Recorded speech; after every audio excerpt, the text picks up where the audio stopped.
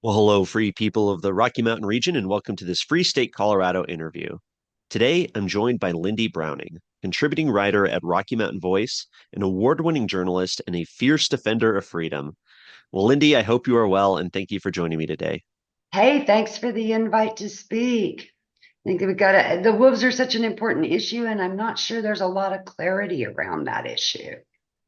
We'll definitely appreciate you taking the time to give us an update about the Wolf reintroduction story, and I really appreciate your reporting.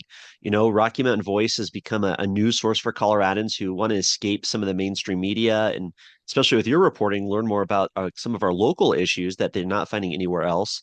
Lindy, you've been doing a great job keeping people updated, and I'm really interested to hear about the latest updates. At the end of 2024, Colorado ranchers submitted claims for nearly $600,000 for lost livestock due to wolves. It's a lot more than CPW, the Colorado Parks and Wildlife, had in their compensation fund. So, what can you tell us about this cost to these ranchers, and are these ranchers going to get paid? You're right. CPW did not do their due diligence in anticipating what the potential damage could be to ranchers that were unprepared for this. There was a lot of secrecy around bringing them. So they didn't CPW didn't want to let information out, and understandably to a point. Um, it's not in the wolves' best interest. It's not in CPW. There's a lot of passion around this on both sides, and to a point, giving a specific day and a specific time and a specific location, I think reasonable people can understand. Having said that, this was a complete fail on CPW Denver. They left people unprepared, uninformed. There was no mitigation strategy, and the consequences were devastating, clearly by the numbers that we're seeing in compensation that's owed. Now, 29 animals confirmed. And we're not just talking about the value of the animal that was killed. When you have a mother cow killed, that rancher is counting on that mother cow producing revenue for the next 10 years. And when you are breeding specific breeds of cattle, some of those cows' value, I know people that have paid $1 million for a bull. I know people that have paid $5 million for a good stallion. And so CPW Denver really underestimated the potential for damage. Yeah, I completely agree with you there. It's so unfortunate that these ranchers, I mean, it's their lifestyle, it's their livelihood, it's how they're feeding their families, and For and the damage. generation, for generations. Yeah. So I'm going to read you some numbers real quick about what the economic impacts on ranching is in Colorado. So 66% of the state's $7.1 billion in agriculture receipts are livestock growers. That's a big number. And that's according to information that was released by the Colorado Assembly. Those are not just numbers I pulled from the internet. This is our own state government saying that. Hunting and fishing together bring $3.25 billion. Both of those numbers are with a B to the Colorado economy in all 64 counties. Hunting and fishing also support $25,000 jobs. And so when we're talking about the long-term impacts to Western Colorado in particular, that's where your big game hunting is. That's where your hunters and outfitters are. That's where our livestock growers are growing on are have grazing allotments on public lands. That's also where the wolves are competing for survival. And so it's not great for the cattlemen. It's not great for the hunters and outfitters and the economy there. It's not good for anybody.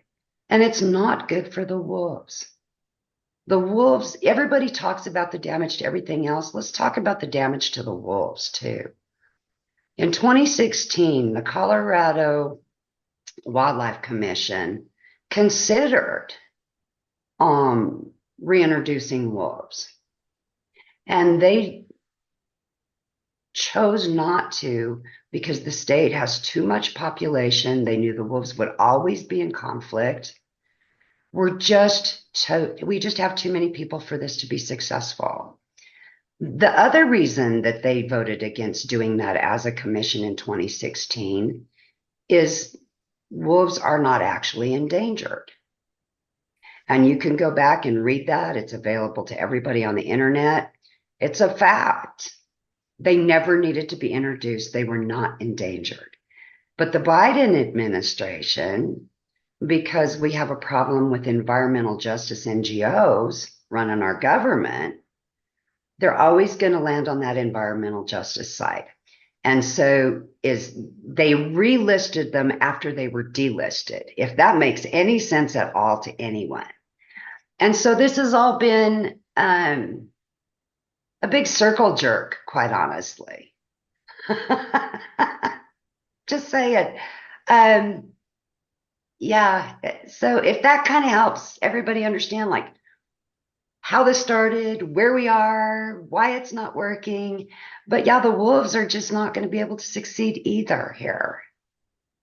Those are great points. Yeah, Colorado, we have such beautiful, beautiful mountains, and we draw people from all over the world to come explore them, like you said, with hunting and fishing, of course, skiing. There's so much outdoor recreation. And yeah, this poorly thought out or maybe poorly implemented wolf reintroduction program is definitely costing ranchers, but also hurting that other industry. So everybody that loves to go to our wonderful, robustly populated, diverse wildlands, hasn't really thought about what happens in the next 10 to 15 years as the wolf population continues to grow. So the reason that Wyoming, Idaho, Montana, and all the states that already have wolves refuse to send wolves to Colorado is because they've watched what's happened to their game herds. The elk populations have shrunk by 49% in the states that have reintroduced these wolf programs. They also have all had to implement robust hunting licenses to try to control them to keep their other 903 species from becoming extinct. And so when we manage just one species without the balance of all 903 species that are in Colorado with ballot box biology, we're only thinking about the best interest of one species, not following the North American model of wildlife management, which balances all species. And I think that that was something that the voters in 2020 were not told by the people that promoted this wolf project. They were so zeroed in on the wolves that none of the considerations for the elk and deer. So the taxpayers have been paying to restore a moose population in Western Colorado. And guess what? Little wolves eat. They eat. So how is that a balanced managing practice? It's not. Definitely. Yeah, great points you're bringing up. And I really appreciate the perspective from that bigger viewpoint. This Yeah. mile high view of here's how it's affecting the entire ecosystem. Here's all the different industries, because so often, we maybe think, or at least for me, think about just kind of more of a narrow aspect of this program, but it's really causing a ripple effect across Western Colorado and causing Yes. some serious issues. And these costs are just exceeding what the voters were told they would be back when it was on the ballot. And now we see ranchers struggling, suffering, and hundreds of thousands of dollars in damages due to them. So I really do hope they end up getting their money. I'm sure they will, because it is part of the state law, right? but hopefully they can be compensated, even though we know that doesn't necessarily make them whole. So really So appreciate that just perspective. another little interesting, just like side note, Brandon, farm to table, sustainable food is a really popular, amazing economy that Colorado's kind of really moving forward with. Last year, when the Denver area ran Prop 300 to shut down the slaughter facility, the processing facility for sheep in Denver, the Denver restaurant owners are said, no, no, no, we want Colorado raised farm to table beef and lambs. Well, that's great, except for how do you do that when the wolves predate on lambs and calves? There's a consequence, and it's not. I just think that it would really have been better if people in 2020 would have been given all of the facts instead of just cherry picked facts. Definitely, yeah, definitely an interconnected issue, and we've seen some recent pushback too, and recent, almost cries for help, I guess is a way to put it. But in back in January here in 2025, the CPW commissioners heard from nearly 100 people at one of their meetings on pausing the Wolf Reintroduction Program until these mitigation tools were in place and funded. A petition from stakeholders from 63 counties and some of Colorado's largest agricultural organizations submitted that petition, just asking the commissioners for what, in my mind, is a very reasonable pause. But the commissioners, voted against pausing the program. So, Lindy, what do voters and people in Colorado need to know about what happened at that meeting? So, yeah, so stakeholders from all 64 counties. It was not driven by county commissioners. It was driven by the stakeholders, including the Farm Bureau, cattlemen's associations in all the counties. They had been in meetings all winter listening to CPW talk about the mitigation strategies. And what everyone, including CPW Denver, knew was that those mitigation strategies were not fully funded and not fully functional. Everyone on every side of the issue agrees that it was not stood up yet. So I want to talk about the range riding program in particular. So for those of you not in agriculture, we start calving the first part of February. The wolves arrived the first part of January. The 12 range riders that the state is going to sponsor for livestock growers won't even be through their training until April. So calves will be on the ground for 3 months prior to the range riding program being functional. Then last week I found out I had someone that had applied to the range riding program call me and say, hey, the state mandates that I carry $1 million general liability insurance to participate in the range riding program. I have called insurance agents all over the state, and no one has a product that fits what the state needs me to have for insurance. So I made some calls. Yeah, around, because we want to always verify and be credible when we tell people things.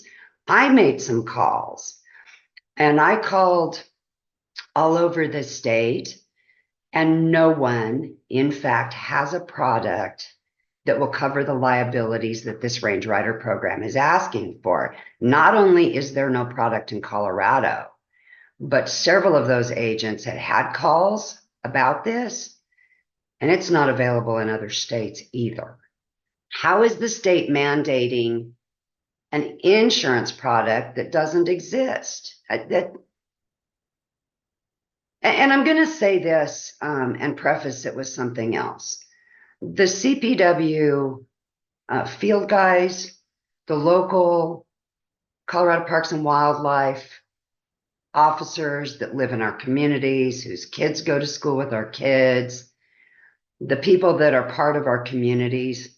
This is not on them. This is not their fault. I will stand all day long for our local CPW guys. This is a CPW Denver specific issue.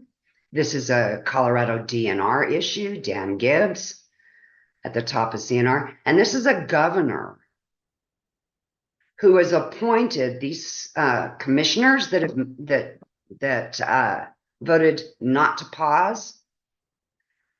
Every single person that's making decisions about this issue is appointed by Governor Jared Polis. And I think it's really important as this issue goes forward that people are not attacking the CPW employees that have been doing this for 20, 30, 40 years.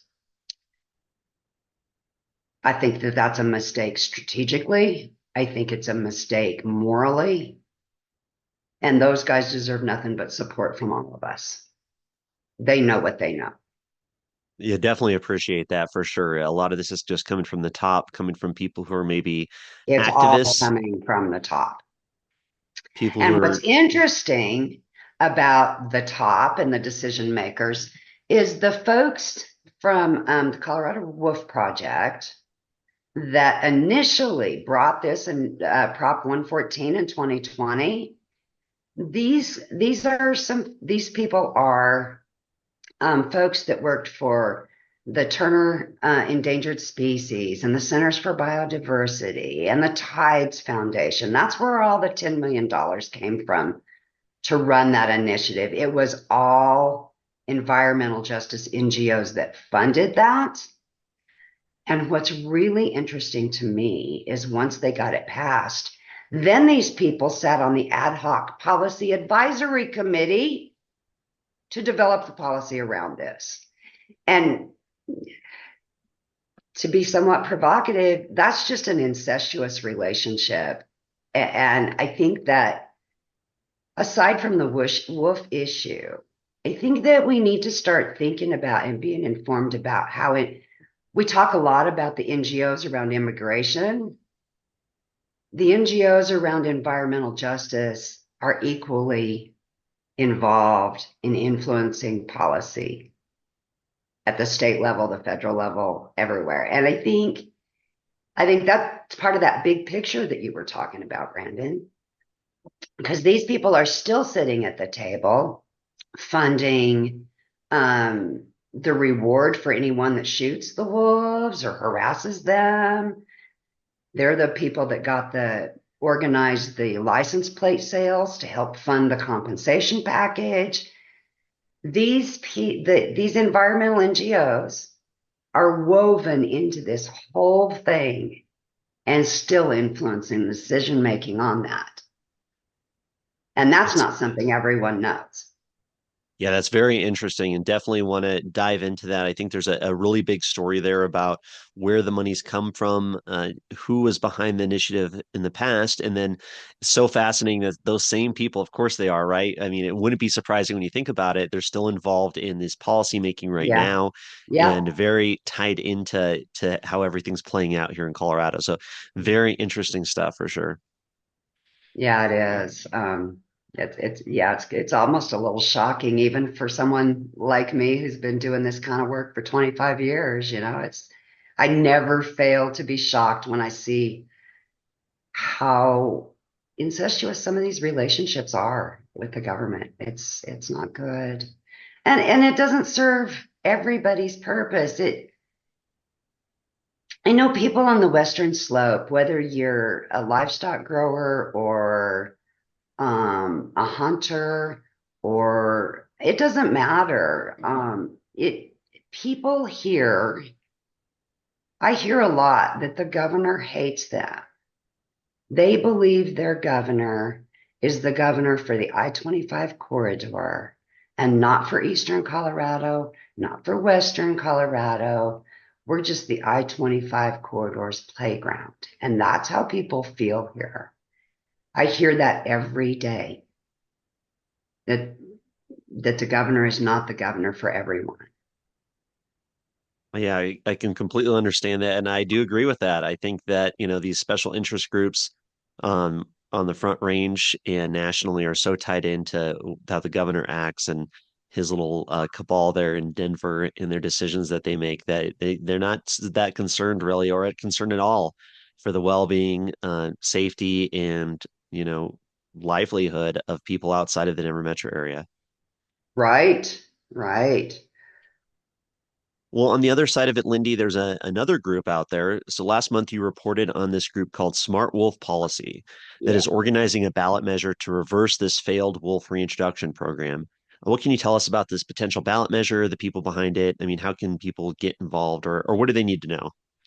So that's an interesting topic. The first thing I will say is that I know that that ballot initiative, the people behind that ballot initiative, um, truly are trying to do something to help the people on the Western Slope that are just live every day with a new insult.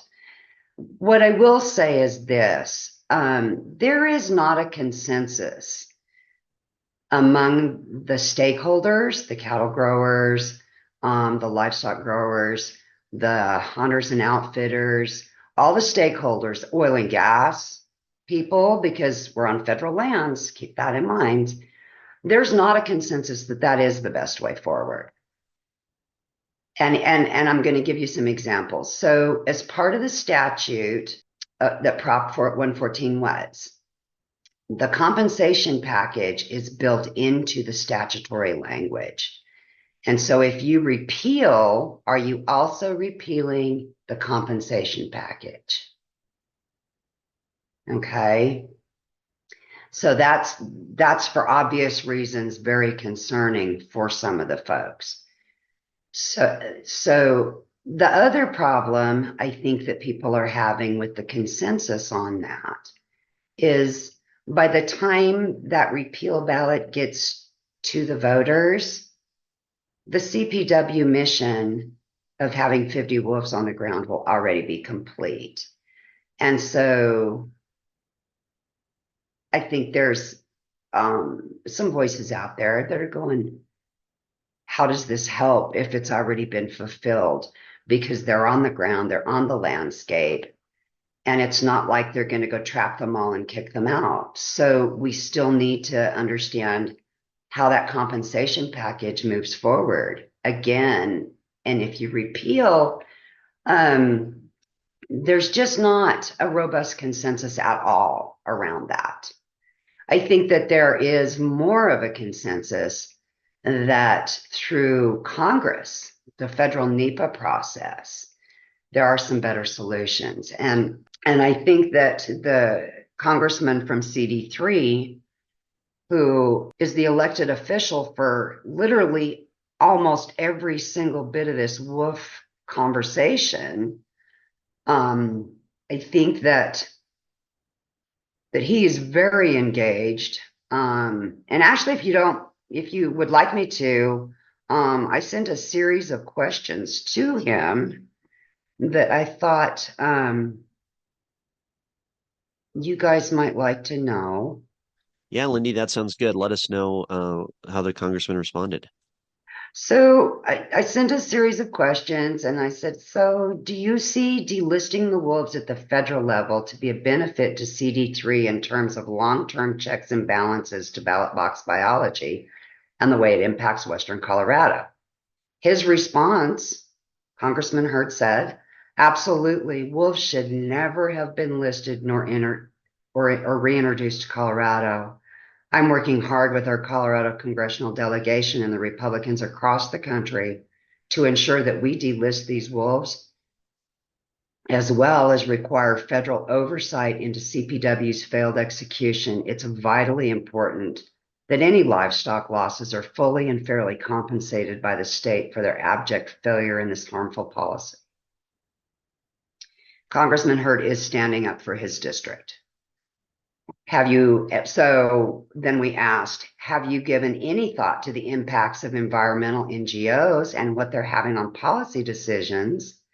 And if they have an outsized voice, in policymaking on everything from energy development, wildlife, historic land use, and lawsuits that are filed over almost every project that's approved local and regional levels on federal lands. His response was liberal environmental organizations are waging war on rural Colorado in the name of pseudoscience. It is because of them Colorado has wrapped the state in red tape and failed to live up to its potential as a massive energy producing area. The next question was, now that you've had a minute to absorb the information from the meeting last night and think about conflicting information and interests that were represented by the different groups, what would you say to them about helping you to help them? It appears there's not a clear consensus in the groups as to the path forward yet, and not a consensus on how they want you as their federal representation to move forward for them. His response was, I will continue to engage with the constituents on the issues that matter most in our district, our state, and wolves and water and energy are three places that we as a state have challenges. And this is because of bad liberal policy that have harmed our district and our country. I will seek input on how to fight back and cut through these disastrous regulations and policies. So, yay, Congressman Hurd.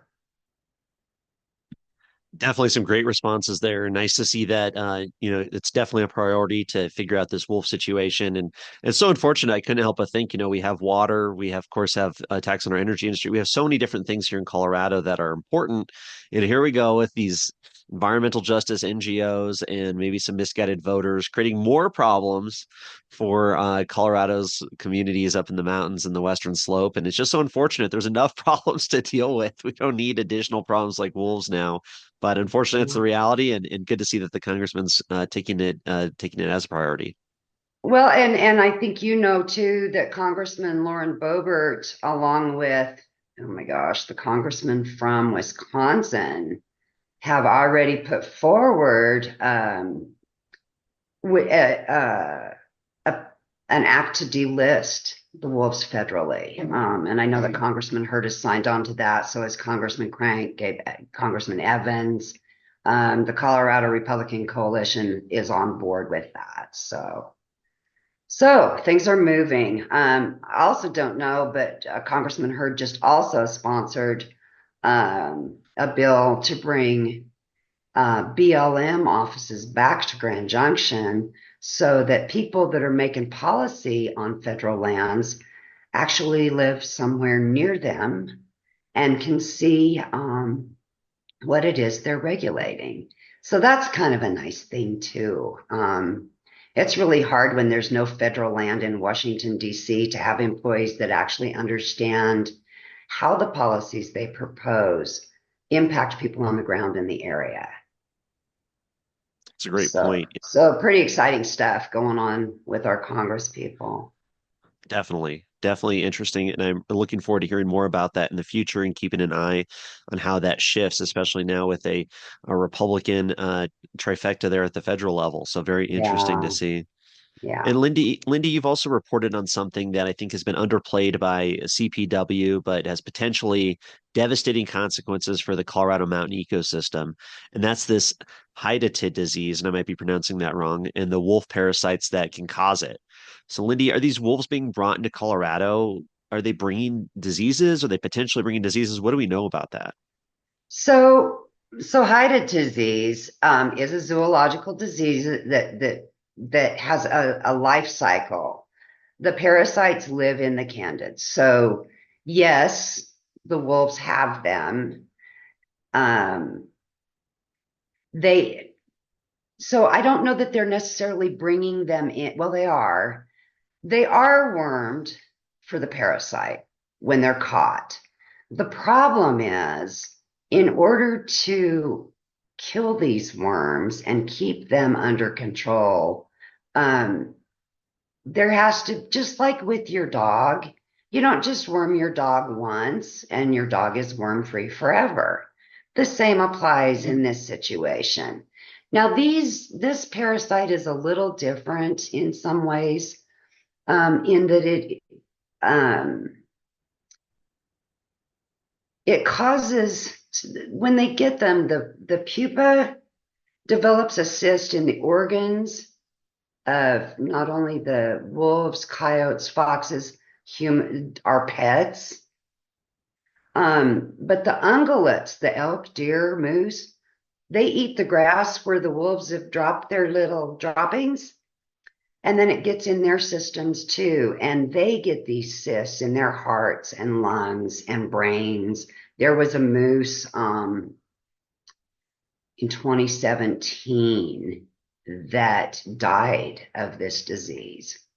The Colorado Conservative Alliance has put out a booklet with a lot of PhD vets that talk about this, and I can get that to you. We can kind of maybe figure out how to get that up on your site. But the problem as it translates to humans, though, we get it from our pets. Your dog goes out and rolls in scat, and then they bring the eggs in or they ingest them. And where does everybody's dog sleep? In the bed with your kid or you. The problem with people, though, is that it takes several years for there to start being problems. And although the occurrence is rare, it is rare. It's not real common that people get this, but it's not impossible. And I think good education around it's important. If you get this worm, you don't know for 2 to 5 years that that's what's happened. And the only treatment for people is surgery and years of a worming product, like 2 to 3 years. It's very expensive. There's a woman in Idaho that got this disease from wolves who has an 18-inch scar from having to have these worm pupa cysts taken out of her body. And she had outstanding medical bills of almost $200,000 at the end of all that. So while I do not want to cause panic, because it is just like any zoological disease, yes, it's transmissible, but does everybody have it? No. Is it something that our local health departments should be up and on board and aware of? Yes. You know, so it Wow. is serious if you get it. And the problem is it's not so easily treatable. It's not like you can just go to your doctor, get a prescription for human ivermectin and get rid of them like you can with other types of parasites that we all can get from our cats and dogs and all that stuff. This is different. Wow. Yeah, very interesting. Definitely something people should be aware of, not necessarily panic, like you said, but at least know what's going on, know that this is a potential issue. And yeah, interesting stuff. Really appreciate you reporting on that and everything else. I'll link to your articles we discussed at freestatecolorado.com. And where can people follow your work? Where can people follow you? So you can follow me obviously at Rocky Mountain Voice under just hit the search tool and type in my name, Lindy Browning, and everything I've written on the subject matter will come up. You can follow me on X at Browning underscore 1776. Yeah. Perfect. Perfect. Any final thoughts, Lindy? No, other than I think that this is going to be an ongoing thing and an ongoing conversation. And I think that the solutions are simple, but time consuming and have a lot of complexity because of the overlay between state government, federal government, and local government. And what I do think is important is that we don't necessarily frame this as a Republican and Democrat issue. I think that that's counterproductive so much of the time with so many of our issues.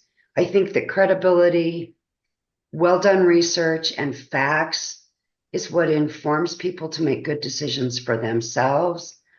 And not just having the activism from the right and the activism from the left be the issue. I think we need to focus on the issue and solutions. And I think a lot of times we all make mistakes by getting involved in the activist part and just using the talking points. And I think that it causes a credibility problem when you really want to solve a problem. And I think that we all need to be speaking with one voice, and that's a well-informed voice to tackle some of these tough problems we and solutions that we need in Colorado. Definitely. Couldn't agree I with you more. also think that our neighbors on the eastern side of the state that may have voted for this issue, I don't want to demonize those voters. I, I can only imagine how some of the folks that voted for the wolves feel now that they've seen what they voted for and how it's affected their Western neighbors.